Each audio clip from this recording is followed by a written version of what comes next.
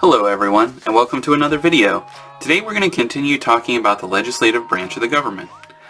We are going to continue talking about the process of a bill to a law, which, like I said in the previous video, is kind of complicated and long. I do apologize for the length of these videos, but let's get right into it. Its large size has long since forced the House to impose severe limits on floor debate. A rule first adopted in 1842 forbids any member from holding the floor for more than 1 hour without unanimous consent to speak for a longer time. Since 1880, the Speaker has had the power to force any member who strays from the subject at hand to give up the floor. The majority and minority floor leaders generally decide in advance how they will split the time to be spent on a bill. But at any time, any member may move the previous question. That is, any member can demand a vote on the issue before the House. If that motion is adopted, debate ends. An up or down vote must be taken. This device is the only motion that can be used in the House to close or end debate, but it can be a very effective one. Voting. A bill may be the subject of several votes on the floor. If amendments are offered, as they frequently are, members must vote on each of them. Then, too, a number of procedural motions may be offered. For example, one to table the bill, lay it aside, another for the previous question, and so on. The members must vote on each of these motions. These several other votes are very often a better guide to a bill's friends and foes than is the final vote itself. Sometimes a member votes for a bill that is now certain to pass, even though he or she had supported amendments to it that, had they been adopted, would have in fact defeated the measure. The House uses 4 different methods for taking floor votes. Voice votes are the most common. The Speaker calls for the ayes and then the noes. The members answer in chorus and the Speaker announces the result. If any member thinks the Speaker has erred in judging a voice vote, he or she may demand a standing vote, also known as a division of the House. All in favor and then all opposed stand and are counted by the clerk. 1/5 of a quorum, 44 members in the House or 20 in the Committee of the Whole, can demand a teller vote. When this happens, the Speaker names one teller from each party. The members pass between the tellers and are counted for and against. Teller votes are rare today. The practice has been replaced by electronic voting. A roll call vote, also known as a record vote, may be demanded by 1/5 of the members present. So there are multiple ways that voting is done. The most common is that voice vote, but I'd say the most scientific would be the electronic voting. In 1973, the House installed a computerized voting system for all quorum calls and record votes to replace the roll call by the clerk. Members now vote at any of the 48 stations on the floor by inserting a personalized plastic card in a box and then pushing one of the 3 buttons, yay, nay, or present. The present button is most often used for a quorum call, a check to make sure that a quorum of the members is in fact present. Otherwise, it is used when a member does not wish to vote on a question but still wants to be recorded as present. A present vote is not allowed on some questions, however. For example, a vote to override a veto.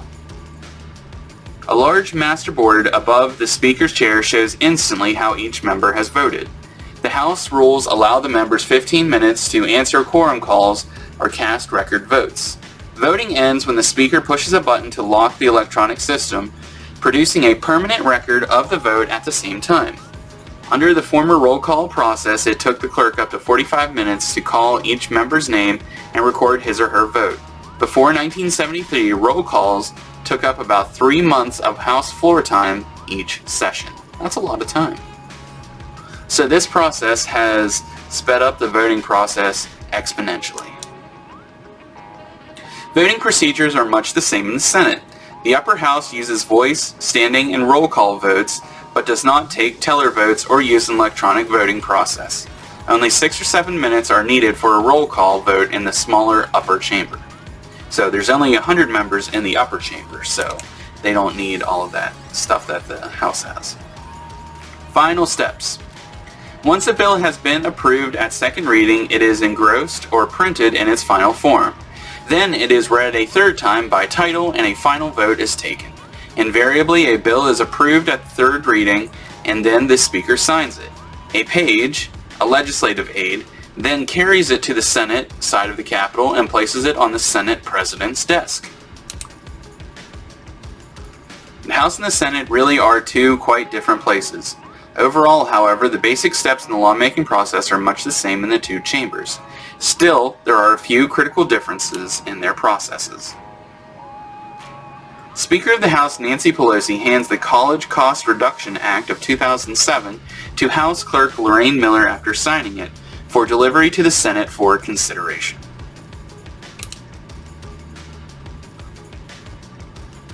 The chief differences between House and Senate procedures involve the consideration of measures on the floor.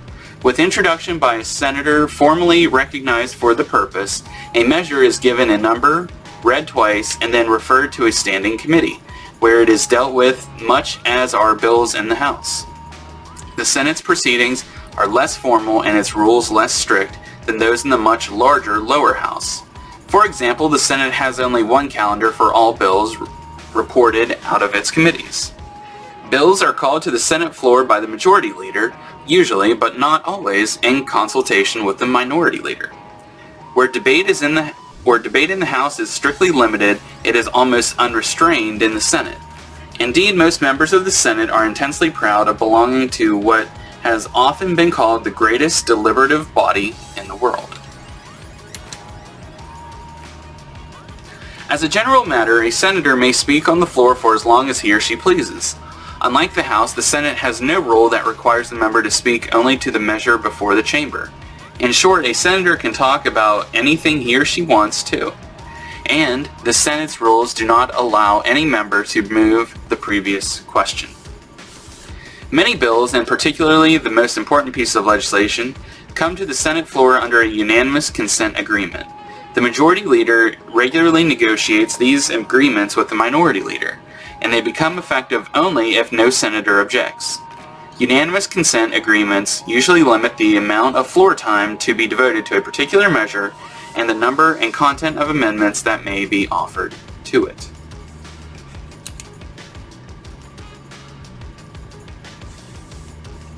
The Senate does have a two-speech rule. No senator may speak more than twice on a given question on the same legislative day. By recessing rather than adjourning a day's session, the Senate can prolong a legislative day indefinitely. Thus, the two-speech rule can successfully limit the amount of time the Senate spends on some matters. The Senate's dedication to freedom of debate is almost unique among modern legislative bodies. That freedom is intended to be encouraged the fullest possible discussion of matters on the floor, but notice the great latitude it allows also gives rise to the filibuster. Now, the filibuster is something that is very, very controversial in our government. There's a lot of people who believe that the filibuster should be taken away. A lot of people say the filibuster is just fine as it is. So, let's learn what the filibuster is. Essentially, a filibuster is an attempt to talk a bill to death. It is a stalling tactic by which a minority of senators seeks to delay or prevent Senate action on a measure. The filibusterers try to monopolize the Senate floor and its time so that the Senate must either drop the bill or change it in some manner acceptable to the minority. Talk and more talk is the filibuster's major weapon. In addition, senators may use time-killing motions, quorum calls, and other parliamentary maneuvers. Indeed, anything to delay or obstruct is grist for the minority's mill, as it works to block a bill that would very likely pass if brought to a vote. Among the many better-known filibusterers, Senator Huey Long spoke for more than 15 hours in 1935. He stalled by reading from the Washington Telephone Directory and giving his colleagues his recipes for pot liquor cornbread and turnip greens. Senator Strom Thurmond set the current filibuster record for an individual. He held the floor for 24 hours and 18 minutes, an unsuccessful one-person effort against what, despite his arguments, became the Civil Rights Act of 1957. Most later efforts did not come close to matching Senator Thurman's record. In fact, both in the past and today, nearly all filibusters are team efforts, with a number of senators taking turns on the floor, relieving one another as they monopolize the Senate's time. Well over 300 measures have been killed by filibusters. Just the threat of a filibuster has resulted in the Senate's failure to consider a number of bills and amending of many others. So, as you can see, this is why it's a very controversial topic. Some people think this is necessary. A lot of people think that this just ends conversation. And that is not a good thing for the greatest deliberative body in the world. The cloture rule. The Senate's real check on the filibuster is its cloture rule. Rule 22 in the standing rules of the Senate. It was first adopted in 1917 after one of the most notable of all filibusters in Senate history. That filibuster, which lasted for 3 weeks, took place less than 2 months before the United States entered World War I. German submarines had renewed their attacks on shipping in the North Atlantic, so President Wilson asked Congress to permit the arming of American merchant vessels. The bill, widely supported in the country, quickly passed the House by a vote of 403 to 13. The measure died in the Senate, however, because 12 senators filibustered it until the end of the congressional term on March 4th. The public was outraged. President Wilson declared a little group of willful men representing no opinion but their own has rendered the great government of the United States helpless and contemptible. The Senate passed the cloture rule at its next session. Rule 22 provides for cloture, limiting debate. The rule is not in regular continuing force. It can be brought into play only by a special procedure. A vote to invoke the rule must be taken 2 days after a petition calling for that action has been submitted by at least 16 members of the Senate. If at least 60 senators, 3/5 of the full Senate, vote for the motion, the rule becomes effective. From that point, no more than another 30 hours of floor time may be spent on the measure. Then it must be brought to a final vote. Of more than 700 attempts to invoke the rule, less than a third have been successful. Many senators hesitate to vote for cloture because 1. They honor the tradition of free debate, or 2. They worry that frequent use of cloture will undercut the value of the filibuster that they may someday want to use.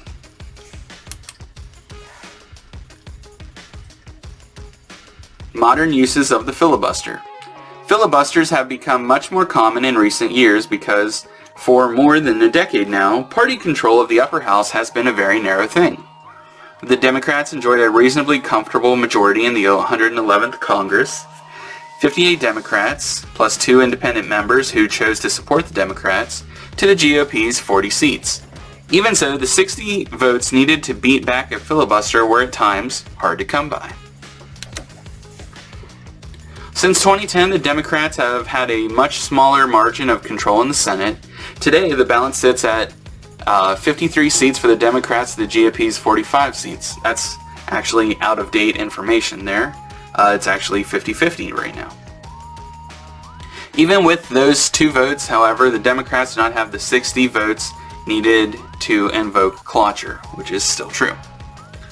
Over the past several years, the minority party at times, the Democrats, currently the Republicans, have made frequent use of the filibuster to block legislation backed by the majority party, and their filibusters have been regularly successful. They have because, given the cloture rule, the minimum number of votes necessary to pass an important bill in the Senate today is not 51 or a simple majority of the members present and voting. It is instead 60, the minimum number of votes necessary to invoke cloture or end debate. It is true that filibusters can protect the minority and prevent hasty and ill-considered legislation. It is also true that they can promote gridlock and public ridicule. As you have seen, a bill must survive any number of challenges in order to become a law. Most don't.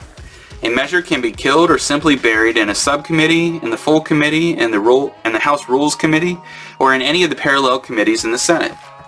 The remainder must make it through votes on the floor in both houses.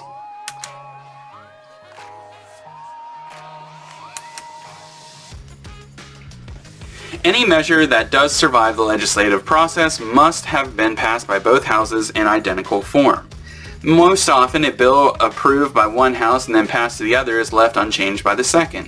When the House and Senate do pass different versions of the same bill, the first house usually concurs in the other's amendments and congressional action is completed. When one house will not accept the other versions of a bill, the measure is sent to a conference committee, a temporary joint committee of the two chambers. It seeks to produce a compromise bill acceptable to both houses. Conferees, managers, are named by the respective presiding officers. Mostly, they are leading members of the standing committee that first handled the measure.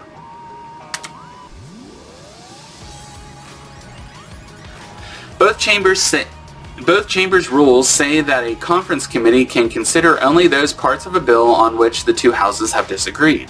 In practice, however, conferees often add provisions never considered in either the House or Senate. Once the conferees agree, their report, the compromise bill, is submitted to both houses. It must be accepted or rejected without amendment. Only rarely does either house turn down a conference committee's work. This is not surprising for two major reasons. One, the powerful membership of the typical conference committee, and two, the fact that its report usually comes in the midst of the rush to adjournment at the end of a congressional session. The conference committee stage is the most strategic step. A number of major legislative decisions and compromises are often made at that point. Indeed, the late Senator George Norris once quite aptly described conference committees as the third house of Congress.